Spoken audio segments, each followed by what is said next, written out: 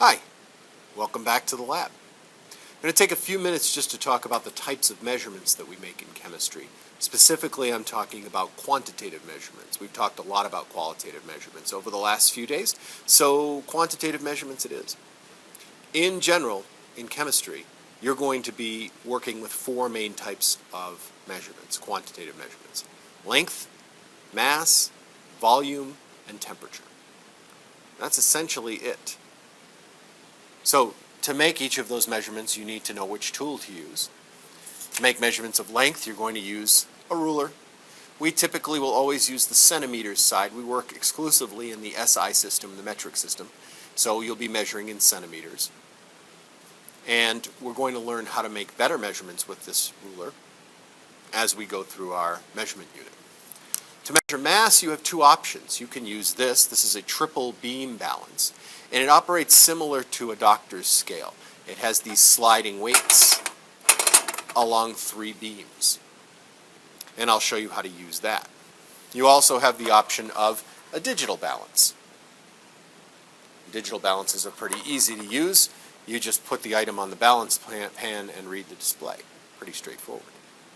To make measurements of volume, we use something like this. This is a graduated cylinder. It's nothing more than a long container with lines up and down the side of it. And the lines allow us to measure the volume of the liquid inside. Now, there's a little trick that you have to be aware of when using something like this, especially a graduated cylinder made out of glass. There's a specific way I want you to learn how to read it, and I'll show you that in just a second.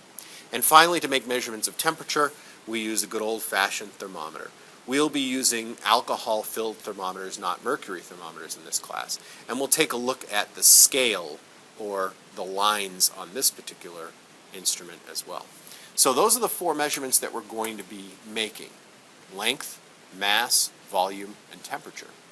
And we're going to talk a little bit about each of those and some specifics on how to make those measurements now. Let's start by taking a look at the triple beam balance. The triple beam balance is named because it has these three beams. There's tens, hundreds, and units of grams. And there are these sliding weights that slide along the beams. So the idea here is we put something on the balance pan, the arm goes up, we move these beams, or these weights, to try to get the mark to come back down again. Okay, it's very simple. So this is going to be a little bit more than 50 grams. You can see 50 grams almost gets it perfectly. I can add just a little bit more from here, and the marks will match up. It's very simple to use. The key is getting the marks to match exactly right. Using a digital balance couldn't be easier. The only thing you really have to do is make sure that it's at 0 when you start in the display. And the way to do that is to find the button that either says 0T or tare and push that, and it will zero the scale. Then all you have to do is put your sample on the balance, and it'll read out on the display. Usually a little mark will appear when it's stable, and you write that down.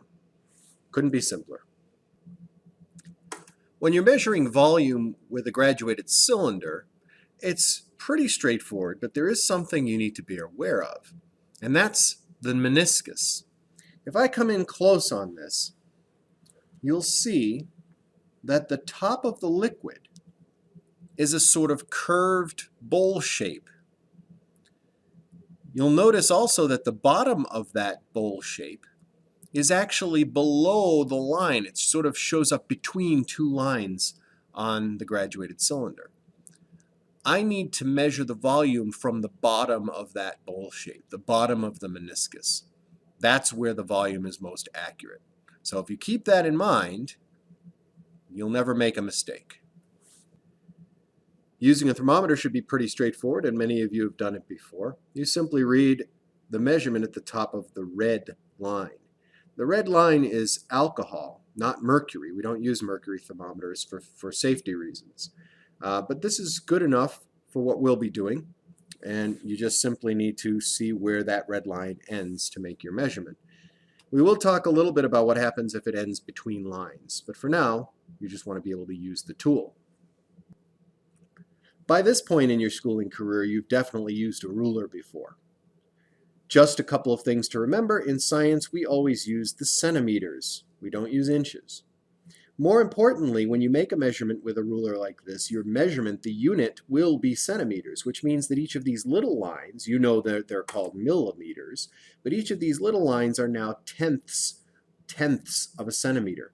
So if I have this line that's halfway between 2 and 3, I say 2.5 centimeters, because 0.5 is half a centimeter, and so that line is there. If you're only 3 lines over, it would be 2.3 centimeters. Other than that, just make your measurements in centimeters and you should be fine.